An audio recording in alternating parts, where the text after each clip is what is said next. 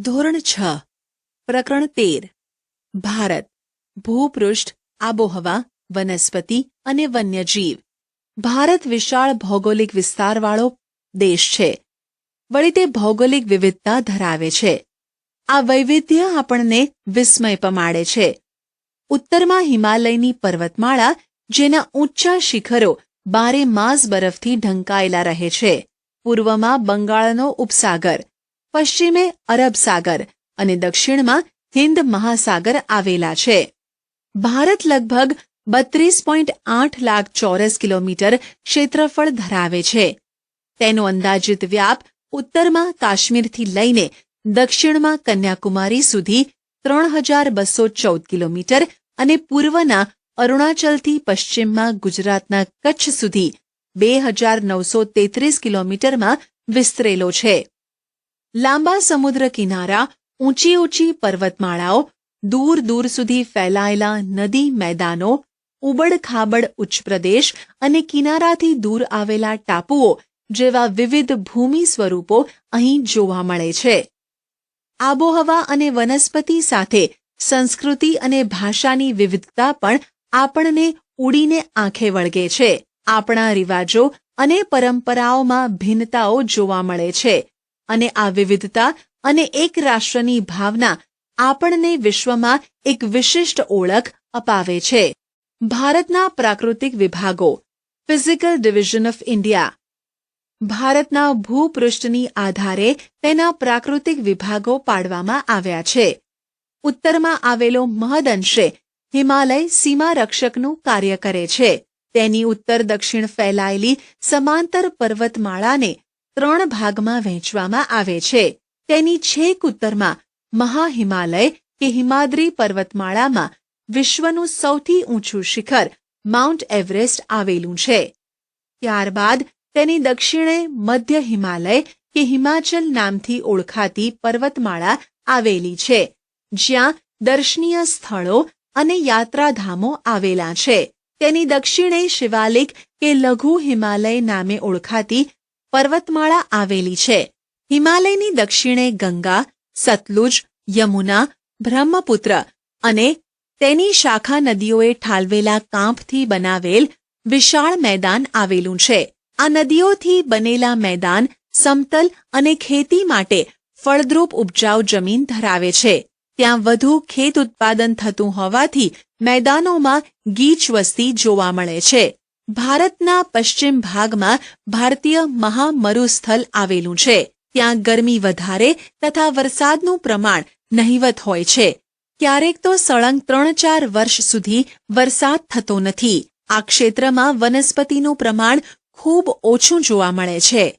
ઉત્તરના મેદાનોની દક્ષિણે ઊંધા ત્રિકોણાકારે દખ્ખણનો ઉચ્ચ પ્રદેશ આવેલો છે. તેનું ભૂપૃષ્ઠ સમતલ નથી. તેના કેટલાક ભાગો ઊંચા તો કેટલાક ઓછી ઊંચાઈ ધરાવે છે. અહીં ઘણી પર્વતમાળાઓ અને પહાડી વિસ્તારો આવેલા છે, જેમાં દુનિયાની સૌથી પ્રાચીન પર્વતમાળા અરવલ્લી, જે આ ક્ષેત્રની ઉત્તર પશ્ચિમે આવેલી છે. તેની દક્ષિણ પૂર્વમાં વિંધ્યાચલ અને સાતપુડાની પર્વતમાળાઓ આવેલી છે.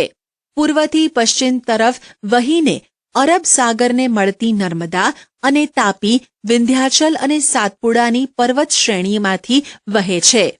દક્ષિણના ઉચ્ચ પ્રદેશની પૂર્વ દિશામાં પૂર્વ ઘાટ અને પશ્ચિમ દિશામાં પશ્ચિમ ઘાટ આવેલો છે, જે પૈકી પશ્ચિમ ઘાટ સળંગ જ્યારે પૂર્વ ઘાટ તૂટક છે. આ ઉચ્ચ પ્રદેશો જ્વાળામુખીથી બનેલા હોવાથી તે ક્ષેત્રોમાં ખનિજો વિપુલ પ્રમાણમાં મળી આવે છે. પૂર્વ ઘાટની પૂર્વમાં અને પશ્ચિમ ઘાટની પશ્ચિમે કિનારાના મેદાન આવેલા છે. આ મેદાનોમાં પૂર્વ કિનારાના મેદાનની તુલનામાં પશ્ચિમ કિનારાનું મેદાન સાંકડું છે. ગોદાવરી, મહાનદી, કાવેરી અને કૃષ્ણા પૂર્વ તરફ વહીને ફળદ્રુપ મુખ ત્રિકોણ પ્રદેશ બનાવી બંગાળના ઉપસાગરને મળે છે. બ્રહ્મપુત્ર અને ગંગા નદીએ બંગાળના ઉપસાગરમાં સુંદરવન નામના વિશાળ મુખ ત્રિકોણ પ્રદેશની રચના કરી છે. ભારતમાં 2 ટાપુ સમૂહ આવેલા છે. બંગાળના ઉપસાગરમાં દક્ષિણ પૂર્વે આવેલા અંદમાન અને નિકોબાર તથા અરબ સાગરમાં કેરળના કિનારાથી પશ્ચિમે પરવાળાથી બનેલા લક્ષદ્વીપ ટાપુઓ છે. ભારતની છેક દક્ષિણે હિન્દ મહાસાગર આવેલો છે. પ્રવૃત્તિ. ભારતના રેખાંકિત નકશામાં નીચેની વિગતોની નકશા પૂર્તિ કરો. 1. ભારતીય મહામરુસ્થળ. 2. ગંગાનું મેદાન. 3. હિમાલય. 5. પૂર્વ ઘાટ. 6. પશ્ચિમ ઘાટ. 7. પૂર્વ કિનારાનું મેદાન. 8. પશ્ચિમ કિનારાનું મેદાન. 9. અંદમાન નિકોબાર ટાપુઓ. 10. લક્ષદ્વીપ. 11. અરબ સાગર. 12. બંગાળનો ઉપસાગર. 13. હિન્દ મહાસાગર. ભારતની આબોહવા. વાતાવરણમાં થતા રોજિંદા ફેરફારને હવામાન કહે છે અને કોઈ પણ સ્થળમાં હવામાનના તત્વોની આશરે 30 વર્ષની સરેરાશ પરિસ્થિતિને આબોહવા કહે છે. તમે અનુભવ્યું હશે કે ક્યારેક ગરમીનું પ્રમાણ વધે તો ક્યારેક ઠંડીનું, તો વળી ક્યારેક આકાશ વાદળછાયું બની જાય છે અને સૂર્ય વાદળો પાછળ ઢંકાઈ જાય.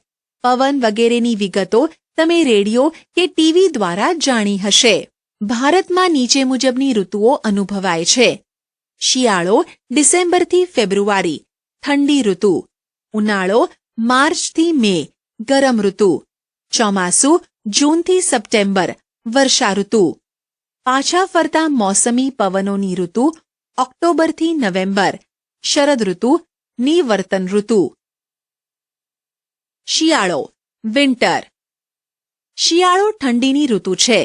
આ દિવસોમાં સૂર્યના કિરણો ત્રાંસા પડતા હોવાથી અને ક્યારેક હિમવર્ષા થવાથી ઉત્તરના મેદાનમાં અને હિમાલયના પર્વતીય પ્રદેશોમાં તાપમાન નીચું જાય છે. ગુજરાતના ઉત્તર ભાગમાં આવેલ વિસ્તારોમાં રાજ્યના બીજા વિસ્તારો કરતાં વધુ ઠંડી અનુભવાય છે. આ ઋતુમાં દિવસો ટૂંકા હોય છે. ઉનાળો સમર. ઉનાળો અકળાવનારી ગરમીની ઋતુ છે. આ દિવસોમાં સૂર્યના કિરણો લગભગ સીધા પડતા હોવાથી તાપમાન ઊંચું જાય છે. જો કે સમુદ્ર કિનારાના પ્રદેશોમાં ગરમીનું પ્રમાણ દેશના ખંડીય ભાગો કરતાં ઓછું રહે છે. બપોરે ગરમ સૂકા પવનો ફૂંકાય છે, જેને લૂ કહે છે. આ ઋતુ દરમિયાન ગુજરાતના ઉત્તર ભાગ અને રાજસ્થાનના પશ્ચિમ ભાગમાં વધુ ગરમી અનુભવાય છે. આ ઋતુમાં દિવસો શિયાળાની તુલનામાં લાંબા હોય છે. ચોમાસું. મોન્સૂન. ચોમાસું વરસાદની ઋતુ છે. દક્ષિણ પશ્ચિમ નૈઋત્ય દિશામાંથી વાતા પવનો સમુદ્ર પરથી ફૂંકાતા હોવાથી તે ભેજવાળા હોય છે. આ પવનો વરસાદ લાવે છે. આ પવનોનો એક ફાંટો અરબ સાગર પરથી આગળ વધી કેરળ, મહારાષ્ટ્ર, ગુજરાત અને મધ્ય ભારત સુધી પહોંચે છે. જ્યારે બીજો ફાંટો બંગાળના ઉપસાગર, અંદમાન દ્વીપ સમૂહ, પૂર્વ ભારત થઈ ગંગાના મેદાનોમાં આગળ વધે છે. આ બંને ફાંટા આગળ જતાં એકબીજાને મળી પશ્ચિમ ઉત્તર પ્રદેશ, હરિયાણા, પંજાબ અને પૂર્વ રાજસ્થાન સુધી પહોંચી વરસાદ આપે છે. વરસાદના આગમનથી ખેડૂત વર્ગ ખેતીકામમાં પ્રવૃત્ત થઈ જાય છે. આ પવનોના માર્ગમાં પર્વતો આવે ત્યારે ત્યાં વધુ વરસાદ આવે છે. ગુજરાતમાં વરસાદની શરૂઆત જૂન મહિનાના બીજા કે ત્રીજા સપ્તાહથી શરૂ થઈ જુલાઈના પહેલા સપ્તાહ સુધીમાં તો આખા ગુજરાતમાં વર્ષા ઋતુનું આગમન થઈ જાય છે. ગુજરાતમાં આ પવનોના માર્ગમાં મોટા પર્વતો ન હોવાથી વરસાદનું પ્રમાણ ઓછું હોય છે. ભારતમાં મોટા ભાગની ખેતી વરસાદ આધારિત હોવાથી સારા ચોમાસાનો અર્થ ખેતીમાં મબલખ પાક એવો કરાય છે. આ ઋતુ ખેતી માટે ખૂબ અગત્યની ગણાય છે. પાછા ફરતા મોસમી પવનોની ઋતુ. આ ઋતુમાં પવનો જમીન પરથી સમુદ્ર તરફ વાય છે. આ પરિસ્થિતિ ચોમાસાથી તદ્દન વિપરીત જોવા મળે છે. ઉત્તર પૂર્વ ઈશાન દિશામાંથી જમીન પરથી વાતા હોવાથી સૂકા હોય છે, તેથી વરસાદ આપતા નથી. આ દિવસોમાં આકાશ વાદળો વિનાનું સ્વચ્છ જોવા મળે છે. તાપમાન ઠીક પ્રમાણમાં વધે છે અને તેની લોકોના આરોગ્ય પર વિપરીત અસર પડે છે. ઓક્ટોબર પૂરો થતાં તાપમાન ઘટવા માંડે છે અને નવેમ્બરથી વહેલી સવારે ઠંડી અનુભવાય છે. આ પવનો બંગાળના ઉપસાગર પરથી પસાર થતાં ભેજવાળા બને છે અને ભારતના પૂર્વ કિનારે આવેલ તમિલનાડુ અને આંધ્રપ્રદેશમાં તે આ દિવસોમાં વરસાદ આપે છે. ભારતની આબોહવામાં સ્પષ્ટ ઋતુભેદ અનુભવાય છે.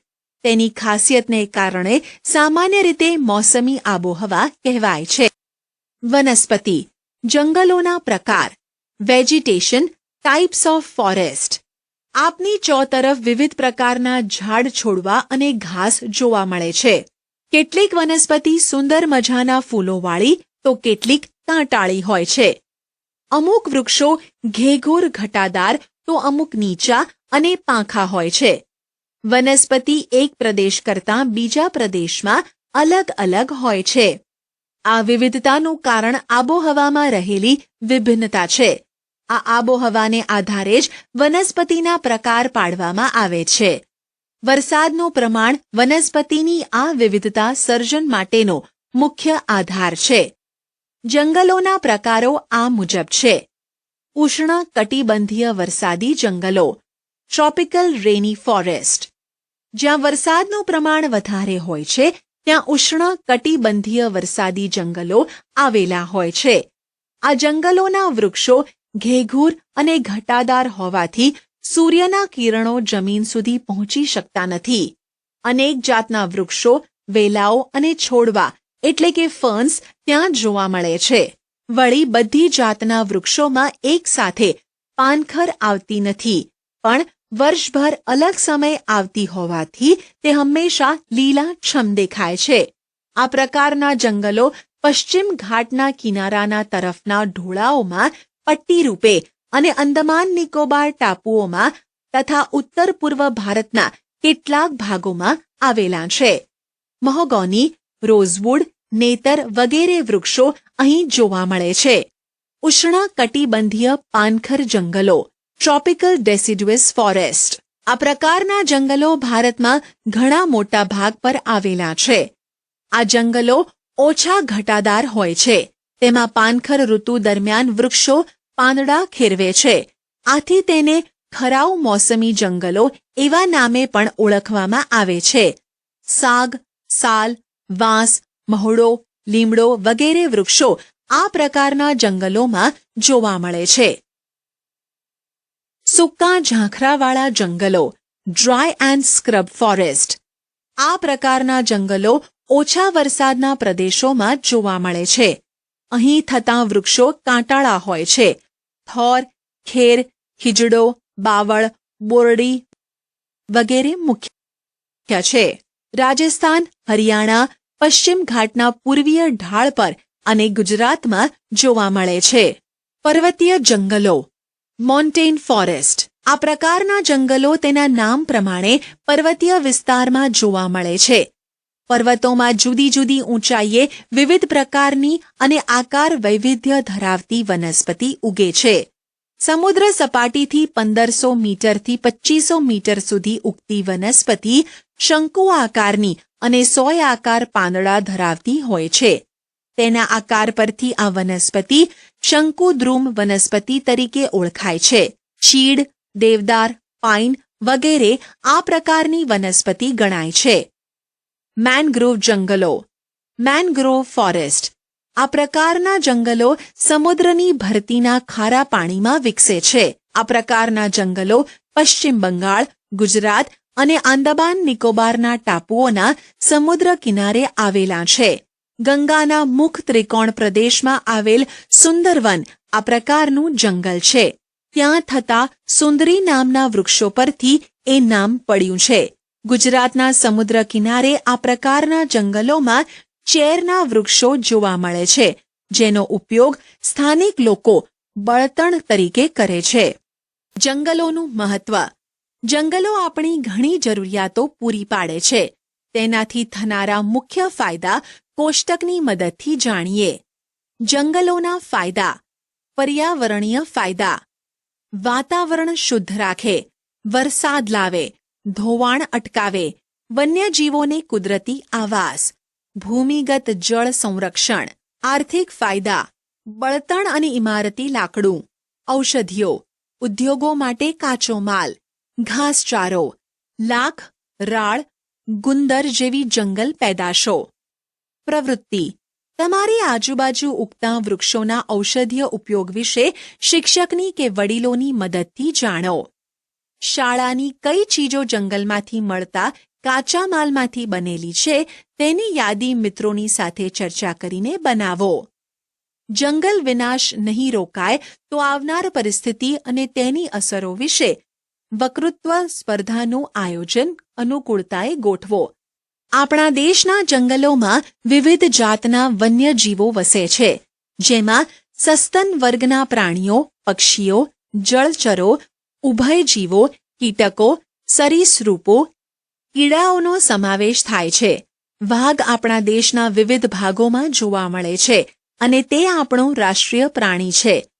જંગલી બકરીઓ હિમાલય અને નીલગિરીના પર્વતોમાં, હાથી અને એકશિંગી ભારતીય ગેંડા અસમના જંગલોમાં મુક્ત રીતે વિહરતા જોઈ શકાય છે. કેરળ અને કર્ણાટક રાજ્યના જંગલો હાથીઓ માટે જાણીતા છે. કચ્છ, સુરેન્દ્રનગર અને પાટણના સૂકા ક્ષેત્રોમાં ઘુડખર જોવા મળે છે. એશિયાઈ સિંહો સમગ્ર વિશ્વમાં માત્ર ગુજરાતના ગીરના જંગલોમાં જોવા મળે છે. ભારતમાં પક્ષીની અનેક પ્રજાતિઓ જેવી કે સારસ, બતક, કોયલ, પોપટ, ઘોરાડ, ચીબરી, કાબર, સમડી, ગીધ, ગરુડ, ઘુવડ વગેરે વસે છે. મોર આપણું રાષ્ટ્રીય પક્ષી છે. આ ઉપરાંત ભારતમાં ગુજરાત, ઓડિશા વગેરે રાજ્યોના સમુદ્ર કિનારે સમુદ્રના કાચબાઓ ઈંડા મૂકવા આવે છે. આપણે ત્યાં સાપની ઘણી પ્રજાતિઓ જોવા મળે છે. તે પૈકીની મોટા ભાગની પ્રજાતિઓ બિનઝેરી છે. આપણા દેશના જળાશયો અને જળપલાવિત વિસ્તારોમાં દૂર દૂર આવેલા ઠંડા પ્રદેશોમાંથી પક્ષીઓ શિયાળામાં બચ્ચાં ઉછેરવા આવે છે. ગુજરાતનું નળ સરોવર, ખીજડીયા, થોળ, છારીદંડ, કચ્છ વગેરે જગ્યાએ શિયાળા દરમિયાન હજારો વિદેશી પક્ષીઓ આવે છે અને શિયાળો પૂરો થતાં તે પોતાના વતનમાં પરત જાય છે. આવા પક્ષીઓ પ્રવાસી કે યાયાવર પક્ષીઓ નામે ઓળખાય છે. સિંહ: સિંહ ભારતમાં માત્ર ગીરના જંગલમાં જ જોવા મળે છે અને તે ગુજરાતનું રાજ્ય પ્રાણી છે. સંરક્ષણના પ્રયાસોથી તેની સંખ્યામાં વધારો થયો છે. વન વિભાગ દ્વારા પ્રવાસીઓ માટે સિંહ દર્શનના કાર્યક્રમનું આયોજન કરાય છે. જાણવા જેવું: સુરખાબ, ફ્લેમિંગો. સુરખાબ નળ સરોવર, કચ્છના રણમાં તથા કાદવિયા કે પાણીવાળા ક્ષેત્રોમાં જોવા મળે છે. તે લાંબા પગ અને સફેદ ગુલાબી ઝાંયવાળું શરીર ધરાવે છે. ભારતમાં માત્ર કચ્છમાં જ તે માળા કરે છે. જમીન પર કિચડવાળી ક્ષારીય માટીમાં નાનો ગોળ ટીંબો બનાવી તેના મથાળે ખાડો કરી તેમાં ઈંડું મૂકે છે. અભયારણ્યો, રાષ્ટ્રીય ઉદ્યાનો અને જૈવ આરક્ષિત ક્ષેત્રો, sanctuary, national parks, bio reserve zone. વન્યજીવોના સંરક્ષણના હેતુથી કેટલાક વિસ્તારોને ખાસ કાયદાકીય જોગવાઈથી નીચે મુજબના વિસ્તારો કે ક્ષેત્રો જાહેર કરવામાં આવે છે, જેની મુખ્ય વિગતોની માહિતી મેળવીએ. અભયારણ્ય. રચના: રાજ્ય સરકાર દ્વારા. અન્ય વિગતો: પાલતુ પશુઓને મંજૂરી બાદ ચરાવવાની છૂટ. ઉદાહરણ: બાલારામ અભયારણ્ય, નળ સરોવર પક્ષી અભયારણ્ય. રાષ્ટ્રીય ઉદ્યાન: રાજ્ય અને કેન્દ્ર સરકારના સંકલનથી પાલતુ પશુઓને ચરાવવા પર સંપૂર્ણ પ્રતિબંધ. ગીર રાષ્ટ્રીય ઉદ્યાન, વેળાવદર રાષ્ટ્રીય ઉદ્યાન. જૈવ આરક્ષિત ક્ષેત્ર આંતરરાષ્ટ્રીય માપદંડો મુજબ. તમામ બહારની માનવીય પ્રવૃત્તિઓ પર સંપૂર્ણ પ્રતિબંધ. કચ્છ રણનું આંશિક ક્ષેત્ર. નીલગિરીનું ક્ષેત્ર, દક્ષિણ ભારત. જંગલો અને વન્યજીવોની સુરક્ષા આપણા સૌની જવાબદારી છે. તેના સરકાર દ્વારા ઘડવામાં આવતા કાયદા અને મૂકવામાં આવતા પ્રતિબંધોનો અમલ કરવા આપણે સૌએ કટિબદ્ધ થવું પડશે. પ્રવૃત્તિ: શાળામાં વન વિભાગના અધિકારીને વક્તવ્ય માટે બોલાવી તમારા વિસ્તારની વનસ્પતિ અને વન્યજીવોની માહિતી જાણો. આશા છે કે તમને આ ઈ લર્નિંગ મોડ્યુલમાં મજા આવી હશે. આભાર.